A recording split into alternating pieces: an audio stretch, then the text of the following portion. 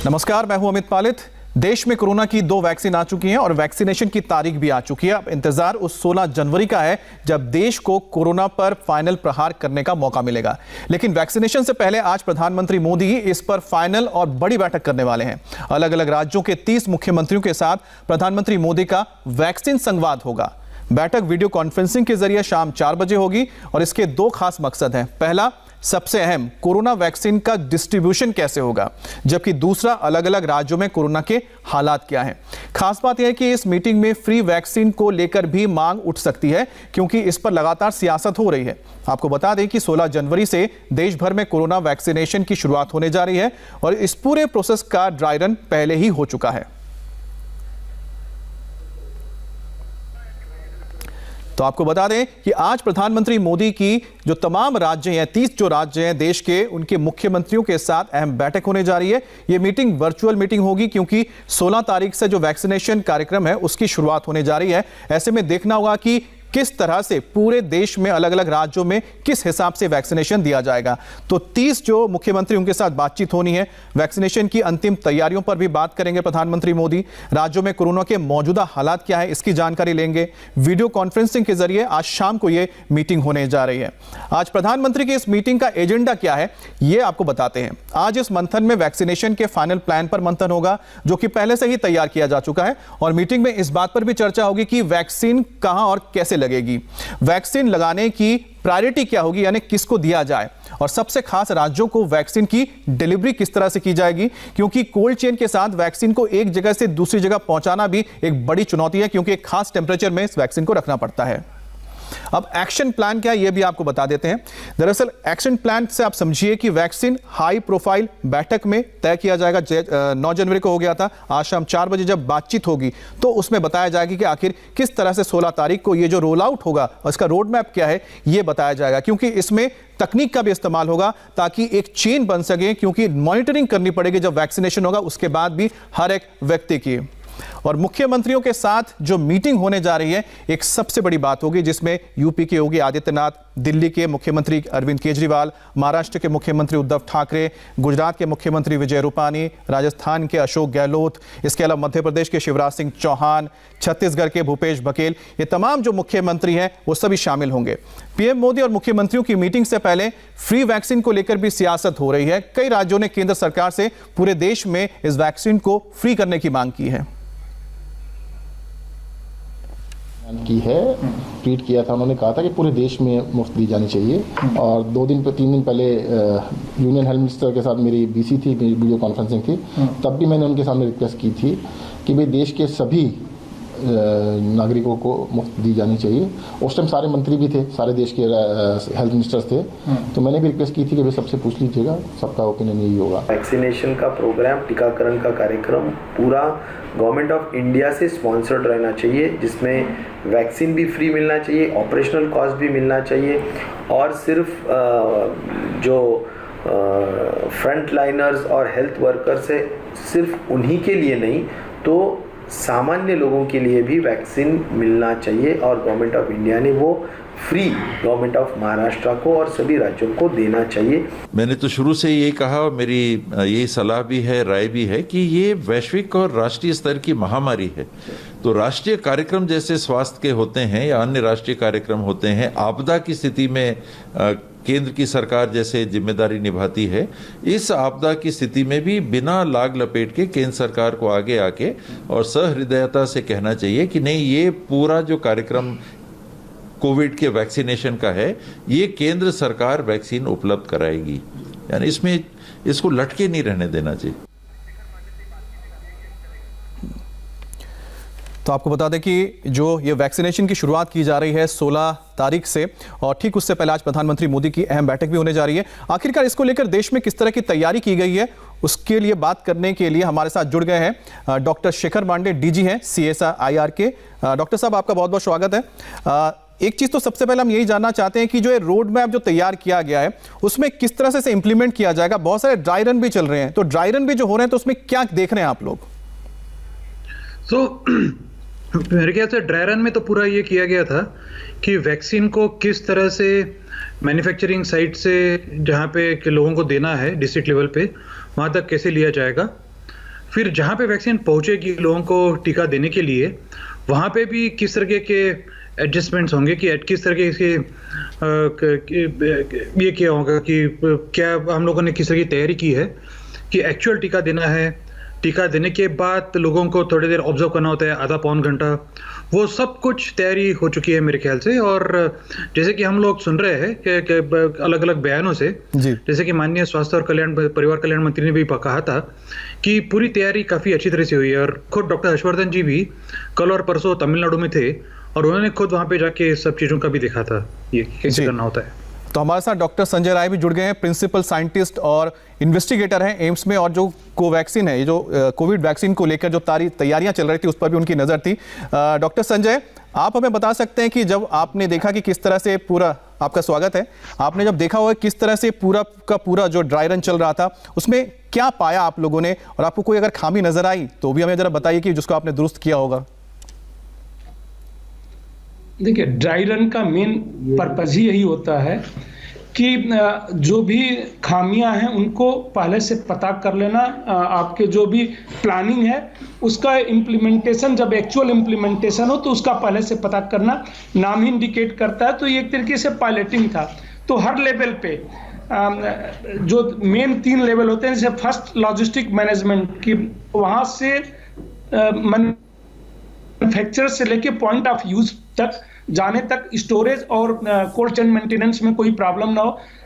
Luckily जो हमारे पास दोनों वैक्सीन है उनकी 2 to 8 डिग्री सेंटीग्रेड ही जो है कोल्ड चेन मेंटेनेंस के लिए है, तो उसमें कोई प्रॉब्लम ना हो, ये देखा गया। तो यूजुअली इसमें कोई खास प्रॉब्लम नजर नहीं आई। जो 3 ड्राई रन हुए, पहले जो है 4 स्टेट में किए गए थे, एक नॉर्थ से लिया गया था पंजाब, एक साउथ से लिया गया था आंध्र प्रदेश, फिर एक ईस्ट से लिया गया था आपका आसाम, और वेस्ट से लिया गया था गुजरात। उसके बाद सारे पूरी कंट्री के ऑलमोस्ट सारे स्टेट में स्टेट लेवल कैपिटल पे हुआ, और जो थर्ड हुआ, तो 3 ड्राई रन में तो लॉजिस्टिक मैनेजमेंट लार्जली था, कुछ जगहों को छोड़ दिया जाए तो फर्स्ट। तो उसके बाद सेकंड जो इसका होता है बेनिफिशियरी लिस्ट, उसमें भी कुछ खास प्रॉब्लम नहीं है, आइडेंटिफाइड हैं। जो प्रायोरिटी लिस्ट है ऑलरेडी बनी हुई है पूरी कंट्री की, कि फर्स्ट हेल्थ केयर प्रोवाइडर, और उसके बाद जो है फ्रंट लाइन वर्कर, और उसके बाद जो है आपके, और इसकी प्रिपरेशन 1 महीने से पिछले चल रही थी जी। उसमें नहीं, ये जो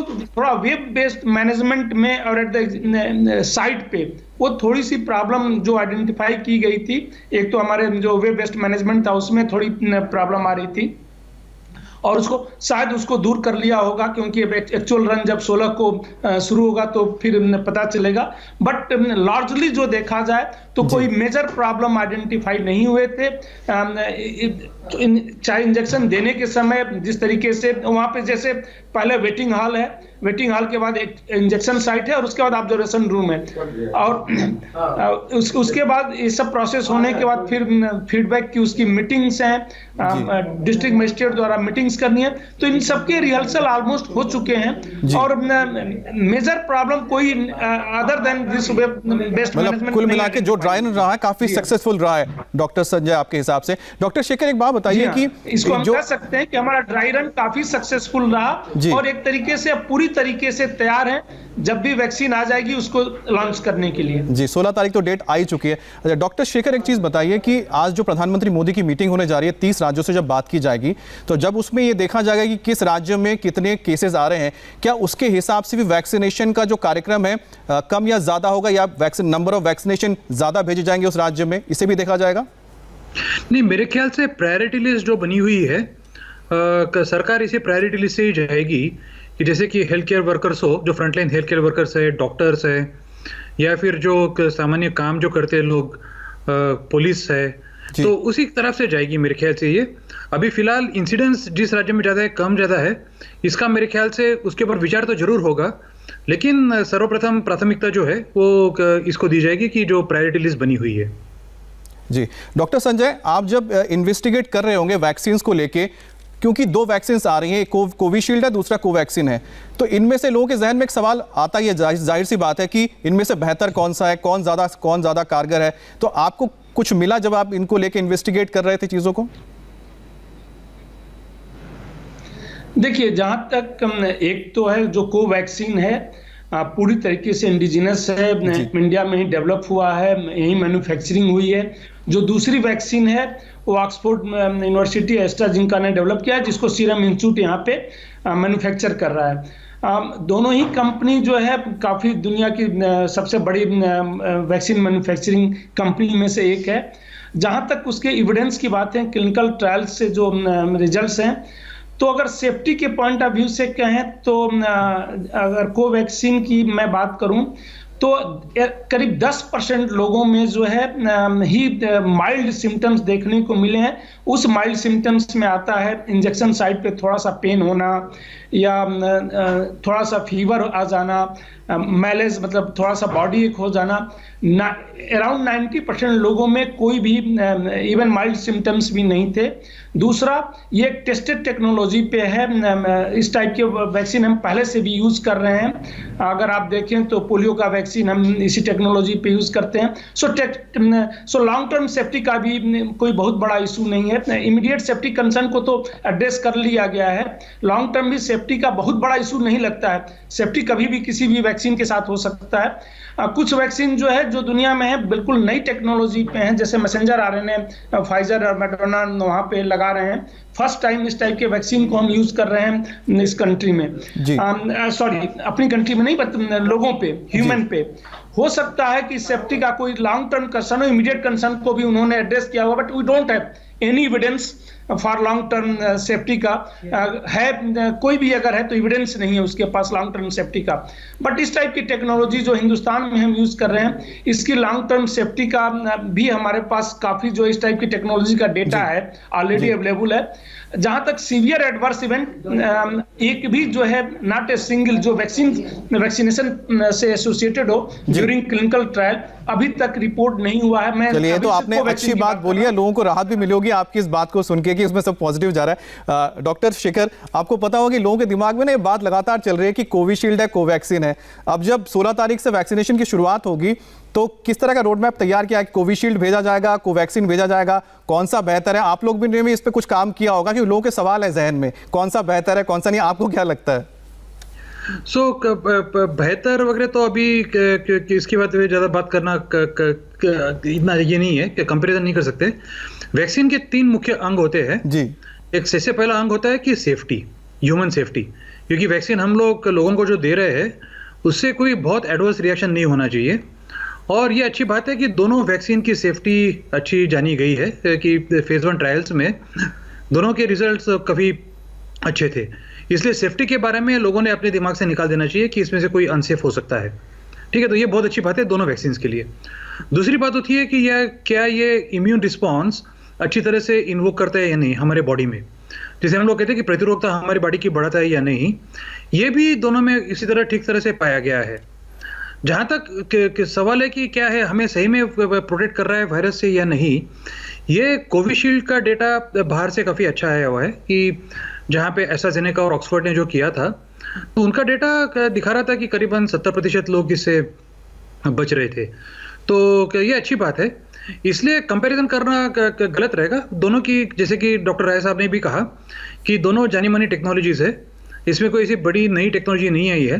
कि कोवैक्सीन जो है वो हीट इनएक्टिवेटेड वायरस है और कोविशील्ड जो है वो जो चिंपैंजी एडिनोवायरस वेक्टर को लेके स्पाइक प्रोटीन लगाया हुआ है।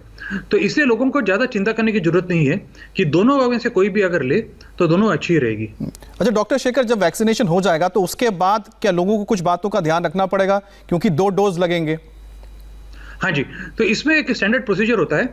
एक तो आधे 1 घंटे के लिए तो वैसे ही जहाँ पे वैक्सीनेशन लगा है वहीं पे उनका ऑब्जर्वेशन होता है कि कुछ इमीडिएट रिएक्शन ना आए करके, तो आधा घंटा 1 घंटा उनको ऑब्जर्वेशन पे रखा जाता है। और वैसे भी लोगों को बताया जाता है कि हर कुछ दिनों के बाद वो रिपोर्ट करे कि अगर कुछ सीरियस बीमारी हो या ऐसा कुछ। तो ये नॉर्मल जिसे हम लोग फार्माकोविजिलेंस कहते हैं, ये एक स्टैंडर्ड प्रोसेस होता है, किसी वैक्सीन का भी होता है जी। कि इसमें लोग खुद आके बताते हैं कि हमें कुछ गलत परिणाम हुआ या ऐसा कुछ, और whether that is related to vaccine और नॉट, या फिर अपने आप से अलग से उभर कर आया था, ये फिर उसका विश्लेषण किया जाता है।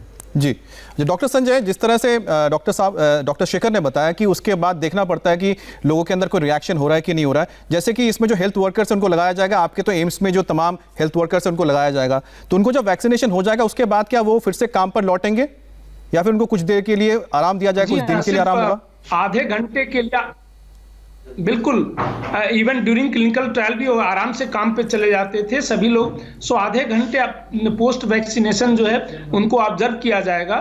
उसके लिए ऑलरेडी जो ऑब्जर्वेशनल एरिया हर जगह जहां भी वैक्सीनेशन प्रोग्राम चलेगा वहां पे बनाया हुआ है।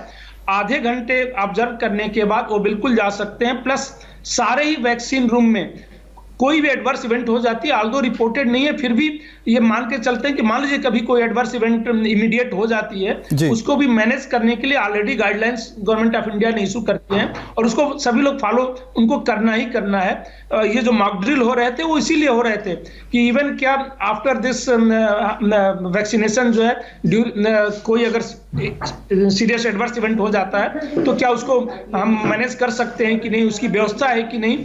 तो मॉक ड्रिल में सारे ही थे और अभी भी वही करना है। जो फाइनल वैक्सीनेशन जब हमारा शुरू होगा तो आधे घंटे ऑब्जर्वेशन के बाद वो बिल्कुल अपने रूटीन वर्क पे जा सकते हैं। कोई ऐसी प्रिकॉशन की कोई भी ऐसी जरूरत भी नहीं है और न ही कोई उनको हिदायत दी जा रही है।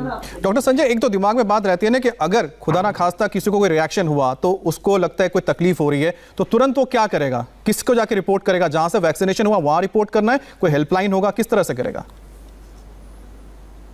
नहीं, देखिए रिएक्शन दो तरीके के होते हैं। एक इमीडिएट होता है, इमीडिएट को वहीं मैनेज किया जाता है। इमीडिएट जैसे पिछले 30 मिनट्स के अंदर होते हैं। जैसे अभी इमीडिएट जो हुआ था, आपको कुछ ये हुआ मैसेंजर आरएनए लगने के बाद जिन लोगों को एलर्जी थी उनको यूएस में कुछ सीवियर एनाफाइलेक्टिक टाइप रिएक्शन हुए थे, करीब 21 के आसपास रिपोर्टेड हैं। उनको जो है वहीं पे इमीडिएट मैनेज करना होता है, नहीं तो अगर थोड़ी भी डिले हो गई तो कुछ भी हो सकता है। और उनको सबको ही मैनेज कर लिया गया, कोई भी ऐसा नहीं हुआ। इसलिए यूएस गवर्नमेंट ने एडवाइजरी भी जारी कर दी कि जिनको कोई एलर्जिक मैनिफेस्टेशन हो वह इस वैक्सीन को अभी अवॉइड करें। उसी तरीके से कहीं भी वैक्सीन लगती है या कोई भी इंजेक्शन लगता है, फॉरगेट अबाउट दिस वैक्सीन, तो उस इंजेक्शन रूम में जो है पूरी एनाफाइलेक्सिस को मैनेज करने की जो है व्यवस्था होती है। यहाँ भी जो एडवर्स इवेंट फॉलोइंग इम्यूनाइजेशन के लिए कि अगर इमीडिएट हो गया तो उसको एड्रेस करने के लिए तो तुरंत व्यवस्था है और हर जगह की जाती है कि जैसे अम्बू बैग और थोड़ी सी इंजेक्शन, एक एड्रेनलिन आता है, इन सबों को रख के, और वो हर जगह है। इसीलिए मॉक ड्रिल हो रहे थे।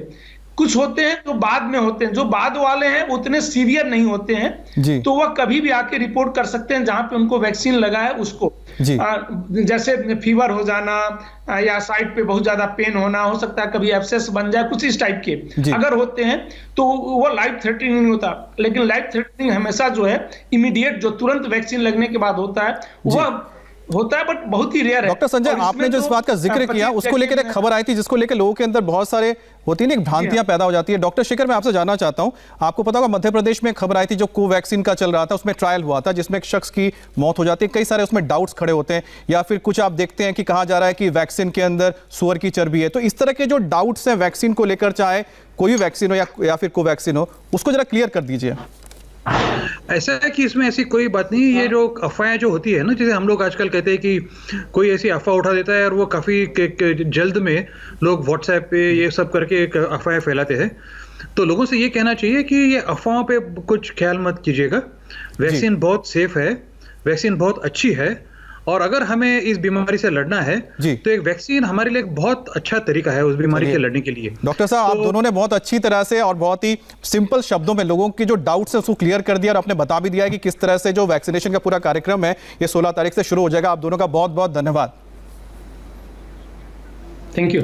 और आपको सीधे ले चलते हैं लखनऊ, जहां पर इस वक्त योगी आदित्यनाथ जो आखिरी ड्राई रन हो रहा है इस वक्त, उसका जायजा ले रहे हैं, क्योंकि आपको बता दें 16 तारीख से पूरे देश में वैक्सीनेशन की जो प्रक्रिया उसकी शुरुआत हो जाएगी। और उससे पहले जगह जगह ड्राई रन किया जा रहा है। उत्तर प्रदेश में इससे पहले 2 बार ड्राई रन हो चुका है और आज फाइनल ड्राई रन हो रहा है, जिसका जायजा लेने के लिए खुद योगी आदित्यनाथ पहुंचे थे। और इस वक्त आप देख सकते हैं कि वो वीडियो कॉन्फ्रेंसिंग के जरिए भी तमाम जो ऑफिसर्स हैं उनके साथ वो बातचीत कर रहे हैं, ताकि जब 16 तारीख को रोल आउट होगा ये पूरा वैक्सीनेशन का कार्यक्रम, वो बिना किसी रुकावट के अच्छी ढंग से इसको किया जा सके। बड़ी बात यह है कि देखिए पूरी दुनिया में ऐसा पहली बार हो रहा है जो इतनी बड़ी तादाद में वैक्सीनेशन की शुरुआत होगी। और इसमें सबसे जरूरी ये होगा कि आपको ट्रैकिंग करनी पड़ेगी कि आपको किसको आप वैक्सीन लग रहा है, क्योंकि 2 वैक्सीन लग रहे हैं और उसके बीच में 28 दिन का गैप होता है।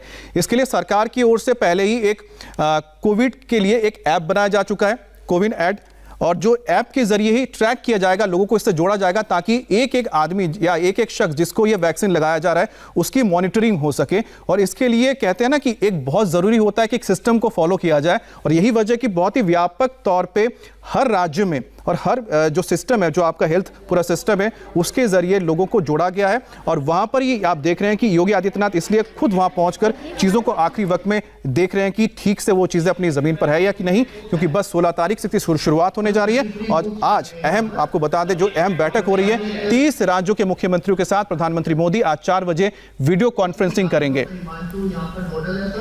एडीएमयू के कमिश्नर साहब भी साथ हैं, एडीएम साहब भी साथ हैं सर। यहाँ पर हमारा एक्टिविटी सुबह शुरू हो गई थी। वैक्सीन सर हमने अपने डिस्ट्रिक्ट वैक्सीन स्टोर से कल ही रवाना कर दी थी हमारे कोल्ड चेन पॉइंट्स के लिए। तो वहाँ सर 21 कोल्ड चेन पॉइंट्स हैं, 5 गाड़ियों। अभी रुकेंगे एक ब्रेक के लिए, और ब्रेक के बाद देखिए पश्चिम बंगाल में प्रवर्तन निदेशालय क्यों कर रहा है छापेमारी।